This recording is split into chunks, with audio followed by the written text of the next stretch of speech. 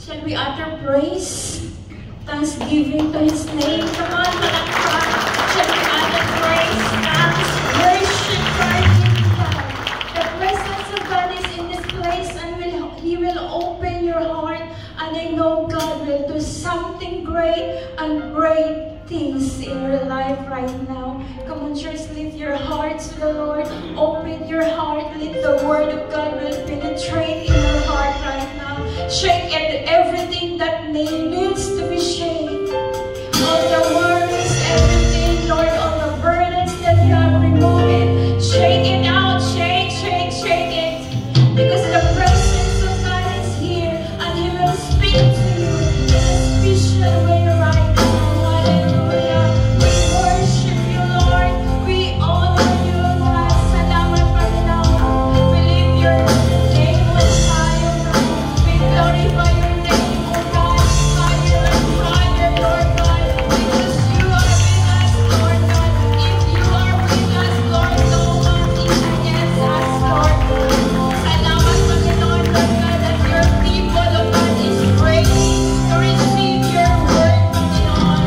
At now, O God, sa lahat ng mga balakid, Lord, all the things that hinder, Panginoon, Lord God, so the life of your people will be broken, will be casting out, Panginoon, Lord God. And the word, Lord, that we will receive right now, Lord God, it will multiply, Lord God, and we will come out in this place, Lord. We will never be the same again. Holy Spirit, it's your time to move. Holy Spirit, it's your time to speak to your people right now. Father God, we claim, O God, that your word, O God, right now will be hearing, O God. Your word, O God, salamat, Panginoon, Lord God, as your servant, Lord. Give me the boldness and clarity of speech right now, Lord God. It's not me, Lord, but it's you, O God, that your glory, God, will manifest in this place, O God, that your people, God, will experience, Lord, how great you are, Lord God, how faithful you are, God, that we serve right now, God. Lord, the time that we come here, Lord, is not in vain, O God. You have purpose, you have plan right now, Lord, and we put you, O God, in the highest form of worship, Lord God. And I know things are coming, Lord God. Salamat, Lord. Salamat, Lord. Be enthroned in the presence of your people right now, Lord. Speaking, O God, with boldness, clarity, and authority right now. Salamat, Lord. We declare, God, we declare, O God, your goodness, Lord, your faithfulness. Holy Spirit, we welcome you. We welcome you in this place, Lord. Salamat. Salamat. Hallelujah. Come on, praise the Lord. Worship Him. Hallelujah. Hallelujah. So anyone is ready? Before you will sit, thank you, music team. Before you will sit, I want you to be encouraged right now for the Word of God. I know everyone knows it. I know everyone recited. I know everyone is print in their t-shirt, but this time I want you to be reminded again for the Word of God that He wants to speak to you right now. Are you ready?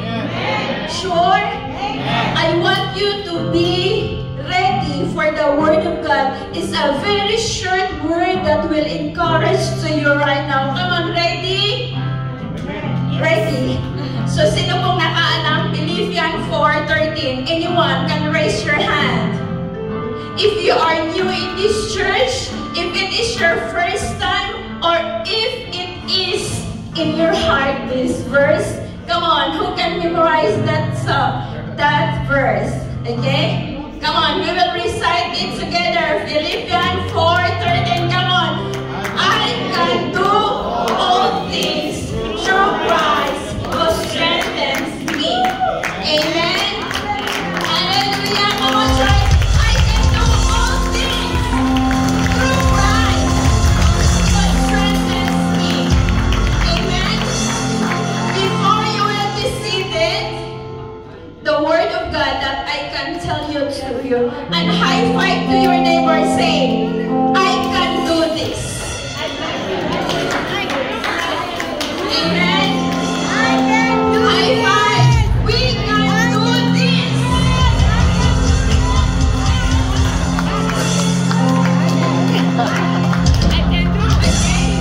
Next slide po. We can do this.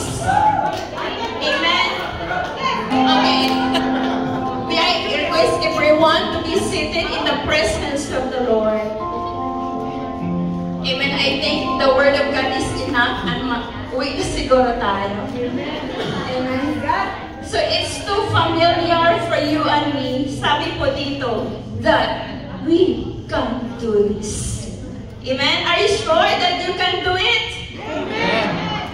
This is the Word of God that is reminding you and me that sometimes we ignore.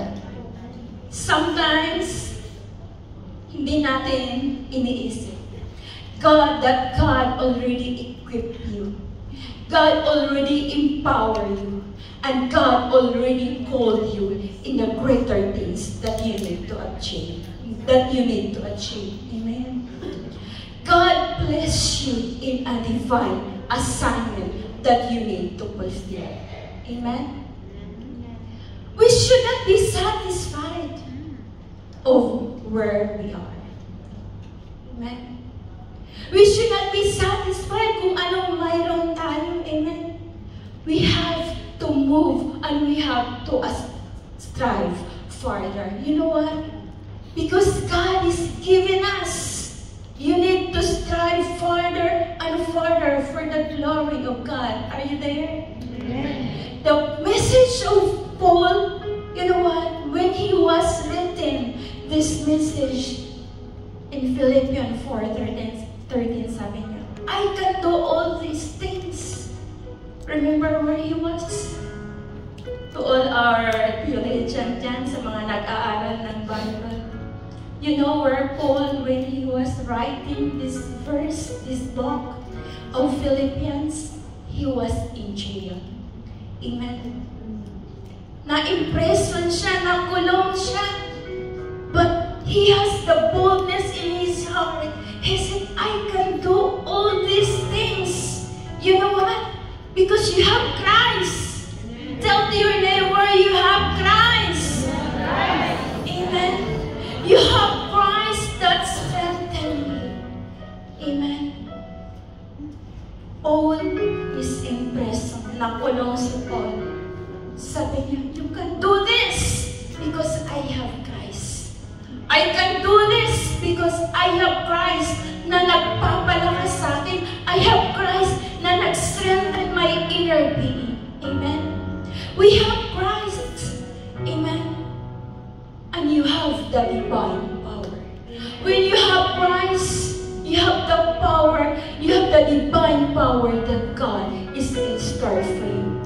1 John 4:4, greater is He that is living in me than he that is in the world. Who is that one is living in you? Who is that one na nagpapalakas sa iyo? It's Jesus Christ. Kaya lakas loob na magsasabi si Paul, I can do all these things through Christ because Jesus Christ is strengthening me. Amen. You know Paul, where he came from? He was the first persecutor of the church. But when he met Christ, his name was Saul. Remember? His name was Saul. But when he encountered Christ, his name changed to Paul. Amen. When you encounter Christ, something will happen. Something will change in your heart. And I believe in this time that you will encounter personally Jesus in your life. Are you ready? Amen. He will speak to you. He will strengthen you. And this is the word of God will remind you, will encourage you. Maybe, I don't know what is your situation right now. Di ko alam what you face right now. But I believe this word is someone that they are facing right now and they need Christ to strengthen them. Amen. We battle every day. Amen. You know what? Why I put this one? Last February 21, we joined marathon in Almoj. It's fun, right? You know, before that, bawal nung kumain. Hindi ako kumain, uminom lang ako ng gatas. Alam mo, pag in the middle of the marathon, kumukulo, checking ko. You know what? When you're in the marathon, biglang pinapawisan ako. Tatlo kanina ang asawa ko at saka yung brother-in-law ko. They don't know what's happened inside of me. And you know, you cannot stop. Amen. Hindi ka pwedeng hihinto. You cannot cut corners. Amen. You have to run. And then this word encouraged me that I can do this. We can do this. Amen. Hindi pwedeng uupo ka. But you know what? God fight for us, for me. And after at the end of the marathon, God fulfilled it. Amen. Hirap na hirap ako, hindi nila alam. But you know what? I'm struggling deep inside of me. At alam niyo na yun what happened. I rushed out. Amen. And I believe on the next day, when you will join in marathon and your body is not used of it. Anong nangyari? Isang linggo, 1 week. I'm not well. Amen. But you know what? When you have Christ in you, when you join a marathon, you know, it's a race. Amen. It's not about that you will win, but you will finish. Amen. Kailangan natin lumaban. Amen. The message that God is telling you today, you can do it. Amen. You know what? Why Paul sending the message to the Philippians? It is not more than a pastor. Paul is a leader, but he sent message to the Philippians. It's like a father relationship. Amen. Pinaalalahanan niya mga anak, children. He's speaking to the church. And sabi niya, because he's speaking, you know, alam mo yung you're speaking like your son. Sa mga tata dito. You're speaking sa mga nanays. You're speaking like your child. He said, no, you can do it. Don't give up. Amen. Because you have something inside of you and you are called how to live victoriously because of one person that's living in you. And that is shouted out, Jesus. Amen. So there are times that you are not limited. You know what? Paul, he was in jail, but he knows that he is not limited. Amen. He is not limited with the situation that he has. For us, kung nakukulong tayo, parang wala ng buhay natin. All the dreams that we have, if you are in jail, it's kalas. No more. Wala ng pag-asa. Amen. But you know what, Paul? He is encouraging the Philippians. Sabi niya, you are not limited. You have the divine opportunity and you have to change only what is inside of your mind. Amen? You know what? Malaking bagay ang iniisip natin. Minsan yung isip natin nakarating na kung nasan. Amen? Pero andito pa rin yung katawan. That we need to maximize. Before po, sabi sa Philippians 1:6, be confident of this. Amen? Be confident of this. Ako nagtitiwala that He who began a good work in you. Amen? May confidence si Paul na siya ay nagtitiwala sa Panginoon at panatag siyang pinagmamalaki niya ang Panginoon na kung ano man ang inumpisahan ng Panginoon sa buhay mo, it will complete. Amen. He will not leave your life undone. Amen. Kung baka may mga undone pa tayo, mag-checklist tayo. We have checklist in our life. Done, done, done. Daily activities, done, done, done. Exercise, done, done, done. Low calorie, done, done, done. Amen. But you know what? There are things that is undone that God will be done in your life. Amen. Kung hindi pa siya tapos, tatapusin ng Panginoon lang. Whatever He started, it will finish until the day of Jesus Christ. Amen. Before the message of 4:13, Philippians 4:13, sabi niya dito sa Philippians 3:13 to 14, no, dear brother and sister, I have not achieved it, but on one thing. Ano daw? Forgetting the past and looking forward what lies behind. Amen? Move on. Okay? Forget mo na. Amen? Delete. Amen? Huwag mo nang ilagay sa archive. Amen? Kasi minsan babalikan natin. We remember our past. We cannot move forward kasi dinidig pa natin yung pain. Amen? Sabi nga, there's no pain, there's no gain.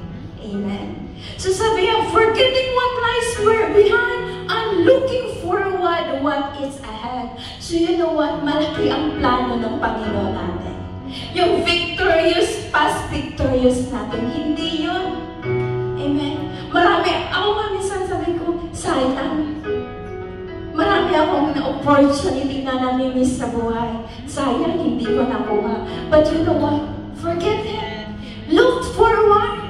Amen? Because greater things are yet to come. It's not behind you, but it is ahead of you. Amen? Run to the race for the prize. Amen? Hindi tayo tatakbo lang na basta tumakbo lang. We have the prize. Amen? And that is Jesus. Amen? Are you there? Amen. Sabi sa 14, press on. On button, hindi off. Amen. Hindi on and off. Amen. If you are on, it's ready. Amen.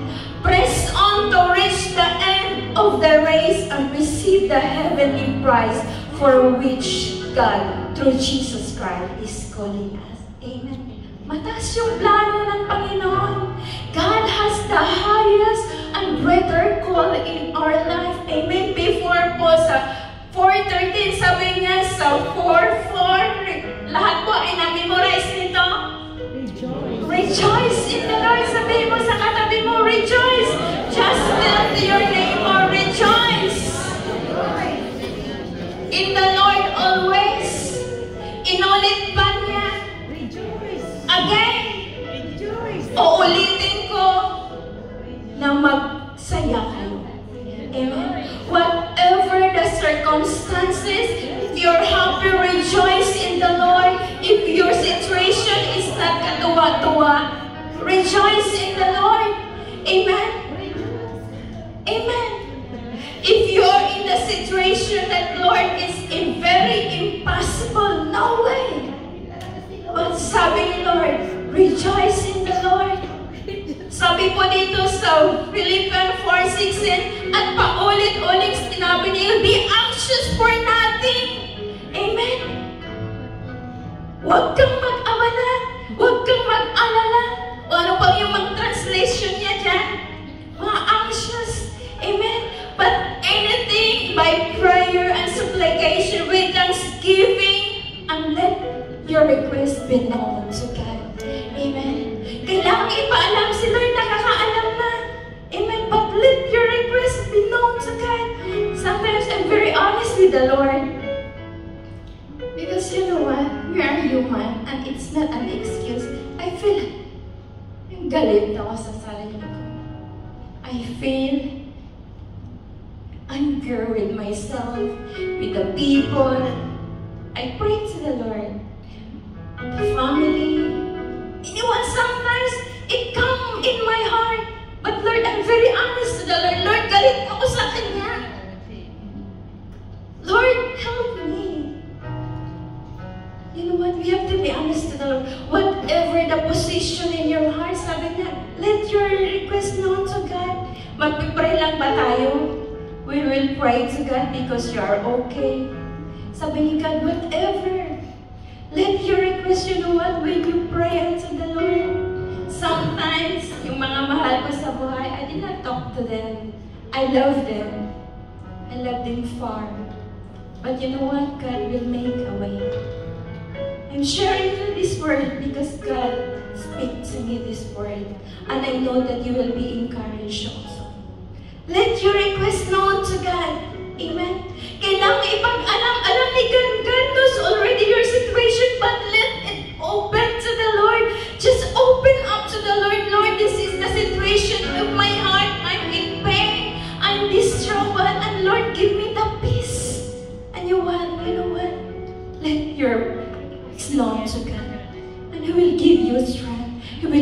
Yahweh. And you know what? When you surrender your request to the Lord, your life to the Lord, He will do amazing things in your life. Amen. And I praise God because something is happening. Come on, palakpak sa Kanya. Worship Him.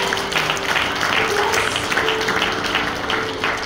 When you rely everything to the Lord, your feelings, your emotion, and God will do something great in your life, in the life of your family, in the life of your beloved, of your loved ones. Amen. He will teach you something great and mighty things. Amen. Before po, sabi ko, Philippians 4:13, there are some direction that Paul is giving to his people, is giving to his children, is giving to the church of Philippians. Sabi niya dito sa Philippians 4:8 and 9, finally, magwawakas na, di ba nagsusulat tayo, hanggang wakas. At this is the letter of Paul to the Philippians, sa wakas. Amen. Tell your neighbor, finally. Hindi, ang dami nating pinaglaban, no? We fight a lot of things and finally, I got it. Sa wakas, natagumpayan ko rin. Sa wakas, I have it. Finally, now!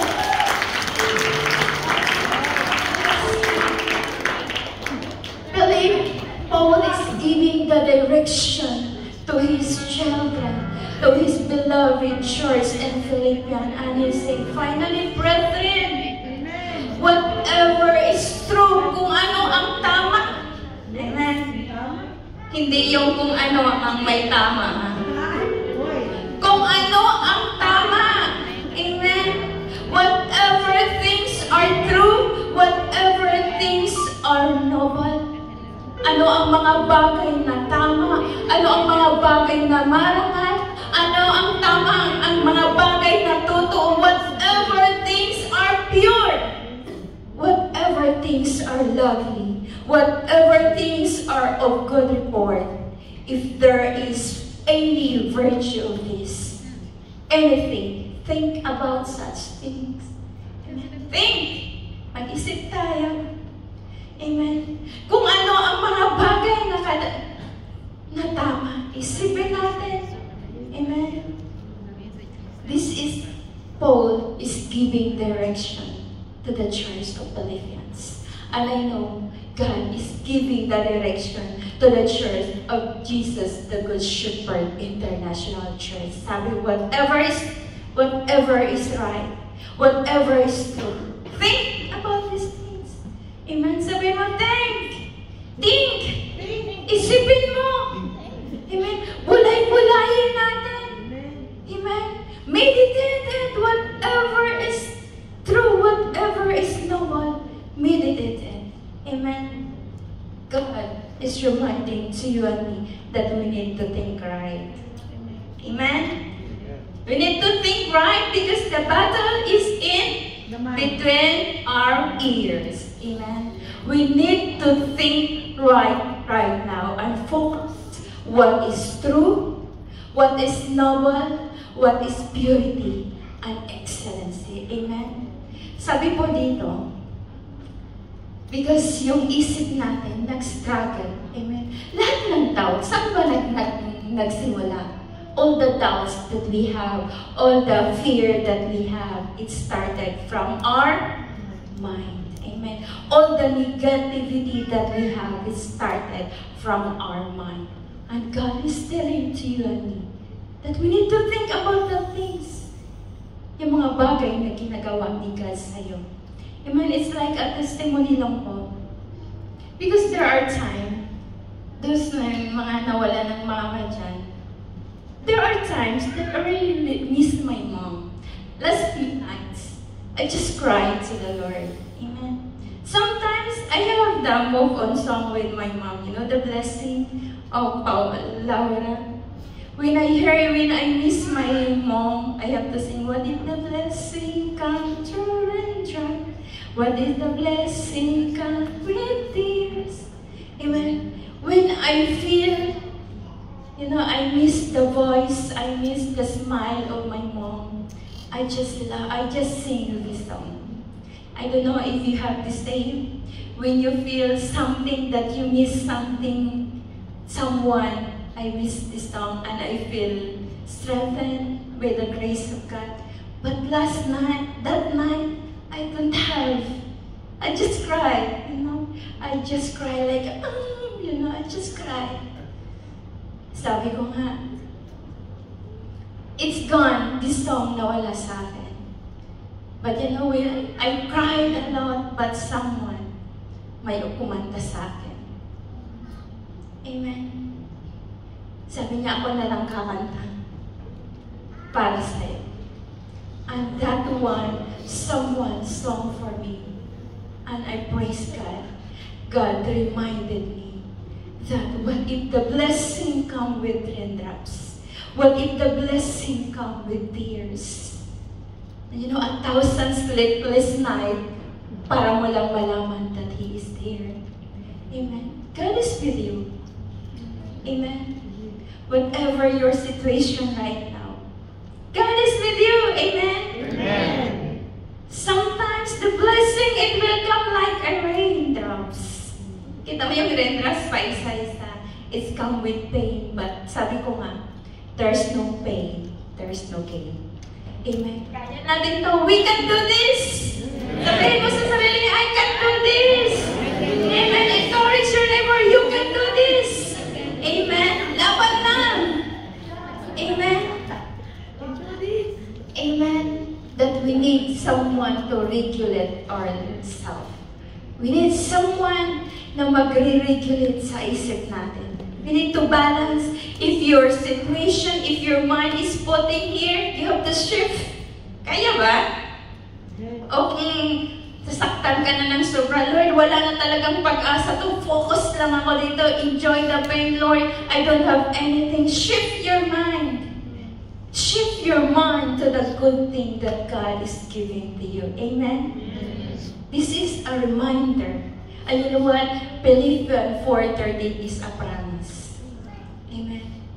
It's a promise that God is giving to you and me. Amen. So you have to redirect your thinking. Ang sabi po dito sa katapusan, ito po sa Philippians 4:9, the things that you have heard, you have learned, received, and heard. Amen. And so in me, these two, and the God of peace will be with you. Sabi ko dito, these things that you have learned, ang mga bagay na iyong natutunan, ang iyong natanggap, ang iyong narinig, ang iyong nakita, do this. Amen. So yung practice. Amen. Do this, it means practice. Sabihin mo sa sarili mo, practice. Ang hirap mag-practice, no? Nahirapan mo ba kayo? Sino ba sabi dito, last year mag-diet, kunti na lang kakainin ko. Magtitipid na talaga ako. Wala, di ba? Ang practice, sabi ang practice makes perfect. Amen? Kasi ayaw natin mag-perfect. Ayaw, we don't want to practice. Pero sabi ni Paul dito, the things that you have learned and received and heard and saw in me, do this. It means you need to practice. Hindi lang dapat na pakinggan natin. Hindi lang dapat na receive natin. But practice. Amen? Practice. Practice. Are you there? Amen. Practice. Hirap kasi. Sarap matulog, di ba? We need to practice the Word of God. We have to masterize the Word of God. We have to apply the Word of God in our life. But you know what? We have a lot of things. We have a lot of reasons why we cannot apply. Amen? Sabi sa 4:13, I can do this, but before that, there is direction. There is instruction that Paul is giving to the Philippians. Sabi po, whatever you heard. May mga narinig po ba tayo? Did you heard something? Amen? Did you learn something? Apply. Ang masakit ang application, di ba? Ang pinasakit sa buhay is to apply, and every time we will apply the Word of God, it's kirot sa Lord, ang sakit is so painful. But you know what? You will not move to the next level if without practice. Amen? Sabihin mo, nag-practice ka na ba? Hindi ako nananakit sa inyo ngayon. But you know what? God is reminding you. Hindi lang pwedeng magbabasa tayo. Hindi lang tayo pwedeng makikinig lang tayo. Hindi pwedeng makikita. Anong nakikita natin? But we have to apply it in our life. Amen? Apply it. Amen? Sabihin mo, apply mo na kasi. Amen. Amen. Don't just be a hearer of the Word of God, but be a doer. Amen. Sabi po sa Exodus 14:15, wala po sana. Then the Lord says to Moses, why are you still crying out to me? Tell the Israelite to move. Amen. Si Moses, pumunta sa Panginoon, iyak ng iyak. Amen. Lagi siya, he is always coming to God and crying to Him. Lord, what I will do with these people, Israelite? And sabi ni God, why you are coming to me and crying? Isipin mo si Moses, pumunta sa Panginoon, umiiyak. Think about it. Ikaw kung umiyak ka sa mga magulang mo, think about it. Nung pumunta ka sa magulang mo, umiyak ka. Exodus 14:15, sabi niya, why are you still crying? Tell the people of Israel to move on. Sabi, move on. Amen. Don't stay where you are, move on. Amen. Iyak lang tayo na wala namang nangyayari. But sabi ng Panginoon, move on. Tell them to move on. You know what? Ano bang hinahawakan ni Moses? Sometimes you forget that Moses has a staff. May tungkod siya, nakagamit-gamit, that it is the thing na ginagamit ni Moses to pardon the Red Sea. Amen. You have something that is with you that you can move on. Amen. When you feel that you are fear, you can do all things. Kung natatakot tayo, kung nag-doubt tayo sa buhay natin, you can do all things through Christ. Kung nanghihina tayo, sobra, minsan ang daming trabaho, but you know what? You can do all things. Kahit yung amo natin minsan, sobra-sobra, but you can do all things. Amen? You can do this because Christ inside of you. Amen? Can you declare to yourself that, Lord, I can do this? But you know what? You cannot do it alone. Do it with Christ. Amen? He will help you. Sometimes, we are tired of waiting. Okay? Pagod na ba yung magantay? Minsan is to. Okay? Start moving. Okay? Stop waiting and start moving. Amen? Huwag na masyadong mag-antay. Start. You have to start one step at a time.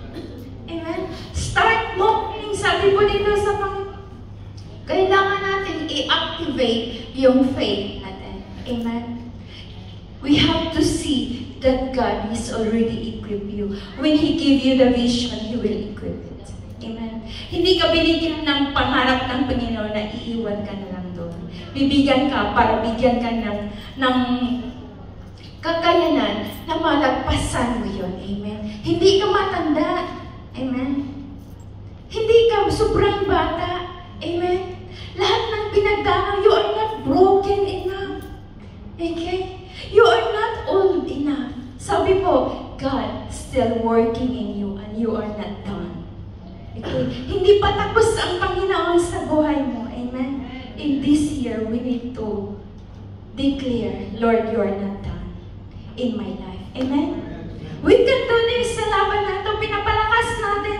Pinapalakas tayo ng Panginoon. When you feel alone in the journey of your life, did you feel alone?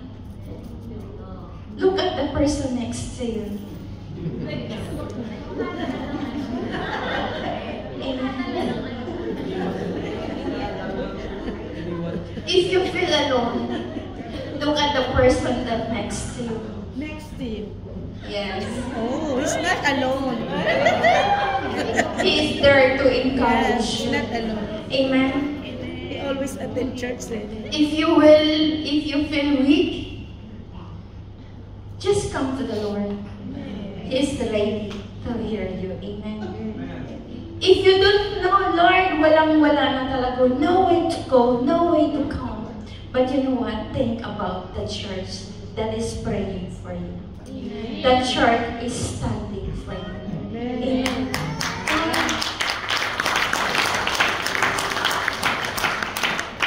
When you feel like giving up, when you feel, Lord, I don't want to go this far, church is standing with you.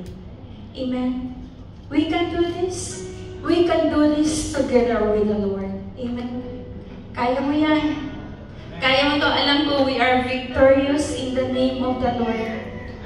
And you can do all things. We need to declare that we will move by faith and we will walk boldly to the calling that God is inspired. We have to explore new things. Sabi nga ng testimony kanina ng sister natin, we need to discover ourselves. We have to explore. Amen. It's not too late. Amen. God is with you. God will strengthen you. And God will remind you right now that you have inside of you. God is with you. Jesus is with you. Amen. We need to move forward. Amen. Move forward. Amen. Are you there? Amen. Move forward. Sabi mo, I can do this. Yung utang mo, hindi na pa napababayaran. I can do this. Amen. I can pay it. Through Christ, one day He will deliver me. Amen. We need to be reminded right now that you alone, it's nothing. Amen. If you need strength, worship the Lord. Amen. Amen. Kung nanlupay-pay na po tayo, worship the Lord. Amen. If you need peace, worship the Lord.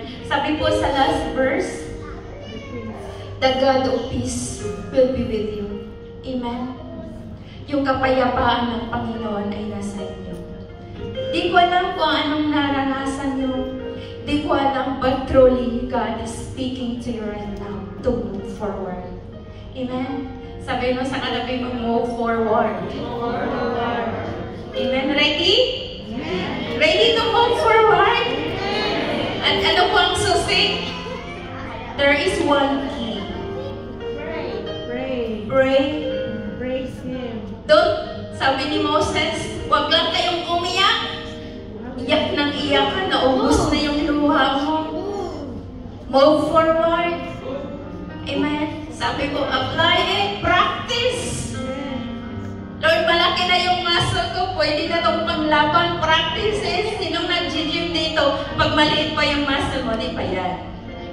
Amen. Kailangan natin i-practice ang the Word of God. Sabi po sa James 1:22 to 23. Sabay-sabay po tayo. Can we all together? James 1:22 to 23.